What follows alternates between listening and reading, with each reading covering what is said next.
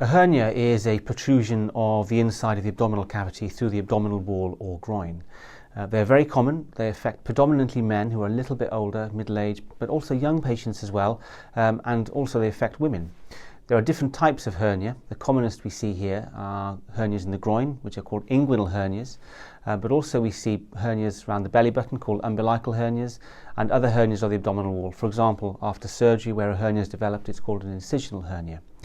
There are also rarer types of hernias, for example a femoral hernia or a Spigelian hernia, which are also treated in a similar way.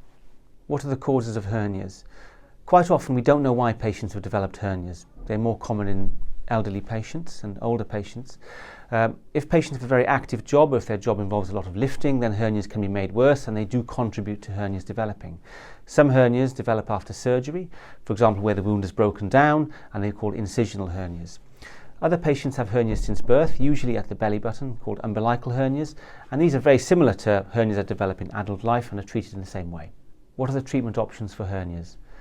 Hernias can be treated in a variety of ways. For example, we can offer open operations with an incision to reduce the hernia and reinforce the repair with a mesh. Hernias can also be treated with keyhole surgery, which we do here, which is usually for groin hernias, and there is good evidence that supports keyhole surgery for groin hernias where the hernias have come back or if they're on both sides of the groin. What is the recovery time after a hernia repair? The recovery time varies. For a routine hernia repair, for example in the groin, I would advise the patient to take 2 weeks off work and engage only in light activities for those 2 weeks. This involves avoiding sports, avoiding strenuous exercise, and only lifting small amounts. For 4 weeks after that, I would advise them to avoid heavy exercise, but of course they can jog or swim or run lightly, but I would avoid heavy weights. I would advise the patient that they're free to travel after 2 weeks. This involves flying. The first 2 weeks I think are absolutely crucial in ensuring that the hernia repair is robust and that the strength of the hernia repair is good. What happens if you leave a hernia? Hernias can be left and observed, and a lot of patients choose, having had a discussion with their surgeon, that they don't want to have an operation. If hernias are left, they may stay the same, but often they get much larger. And if they get larger, bowel can enter them and they can become strangulated or obstructed.